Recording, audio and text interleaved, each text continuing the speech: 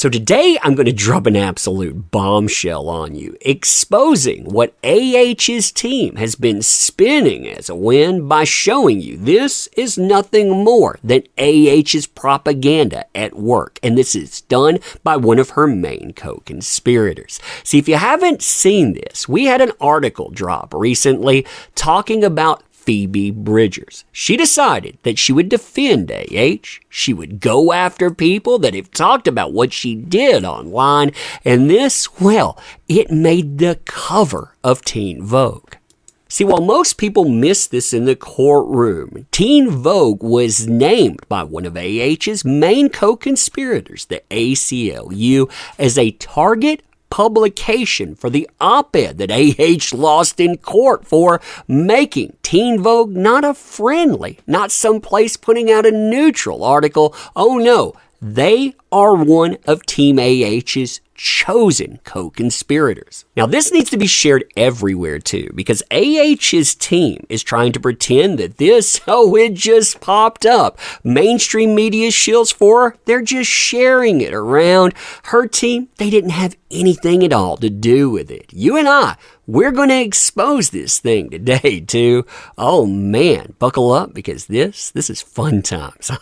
This is going to be fun times indeed. All right, so hey there to all you fine folks on this fine day. By the way, I hope you are doing excellently. When I saw this article coming out from Teen Vogue, man, I thought it needs to be put on blast. The publication, it needs to be put on blast. And this idea that this is some AH win, yeah, that needs to be dismantled. See, Teen Vogue is so complicit with AH and her co-conspirators that they were named as the #1 go-to site for what would become the Washington Post op-ed. You know, the one that loses in the courtroom. Yeah, the ACLU, when writing AH, said the first place we need to shop this thing to is Teen Vogue. You don't have to take my word for it either.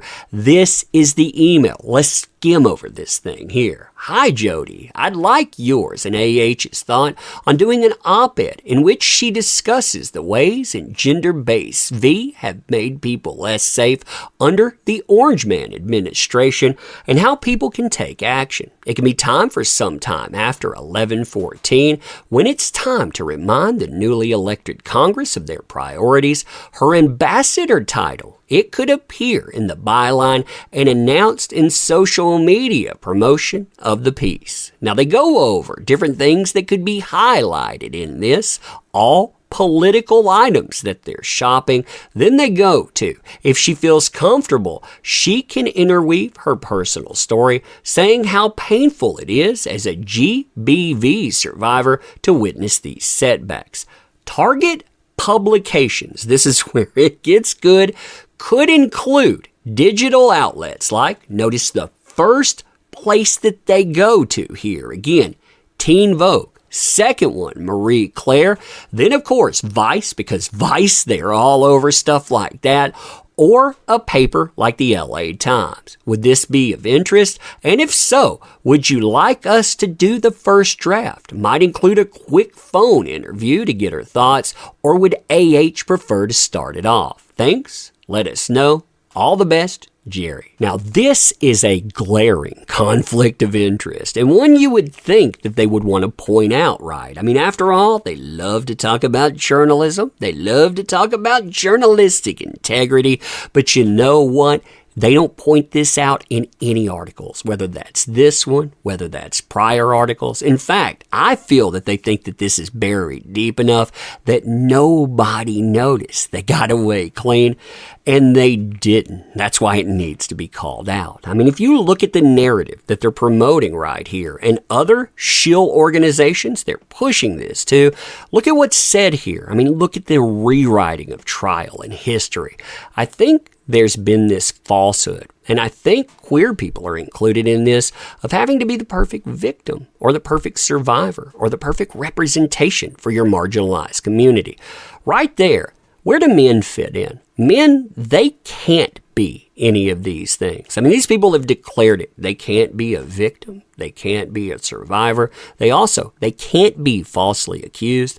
And they make that very clear through this. If AH exhibited any neurotic behavior, it was held against her. So, any lie that came up, the fact that she couldn't emote correctly, that doesn't count. But JD, they said, out of his own mouth, admitted some of the most violent, crazy in court, and it's somehow like people aren't surprised. Yeah, rewriting the trial and its aftermath. None of that happened. The jury would have found him guilty otherwise. But hey, let's ignore that, right? The giddy public consumption of the trial was troubling, she continues. This whole situation was so upsetting to me that it was treated like a fandom war. Laughing at someone, crying in court, it was disgusting. Yeah, somebody wasn't crying in court. That wasn't AH at all. We're just going to, again, rewrite this in the aftermath. And this idea of fandom war, it's more like the majority of the public. They dealt with reality. You have these people simping. They deal with fantasy. It's insane. And they have continued to go on and on and on. Now, from there, you are actually told that these people are better than you. You know, the rest of the world, they don't care about the same morals as us. That's what they have the audacity to say before noting the UK case. They bring it up. They say, this was what it's about. It wasn't, by the way. In fact, Virginia said that wasn't justice. That's why we had our trial, because JD, he couldn't face his accuser. But you have Bridgers saying, what's going on here? Is cancel culture real? Who lost their job politically? One huge offender is in jail for actual sex crimes, and then anything short of that is maybe they lost a couple of friends or they lose a couple of jobs. Yeah, that's actually a great question. Why don't you point that mirror right back at AH and ask yourself, what exactly have she or the co-conspirators there, the co-conspirator organizations, what price have they paid? And it is a big fat goose egg, by the way. Then 5 years later, it says, they're like, sorry. Then they come back, but they never apologize. They never go away. That's what we're seeing with the media right now. Everywhere you have this retelling. Even though she lost in court, she destroyed a man's life, she falsely accused him, but the key in that isn't the accusations, right? It's the fact that JD's a man. You need to call these places out. You need to point this out to everyone. Share this thing everywhere. Expose them. Always, I appreciate you being here too. Leave me comments. Let me know what's going on. Watch this thing a few times. Let it get going in the algorithm as well. But want to help out the channel more? There are links in the description. I could always use your help too, so check those out. You being here, though, that is the biggest help of all. So thank you. I appreciate you. I'm ending right here. Thanking you again, and seeing you soon.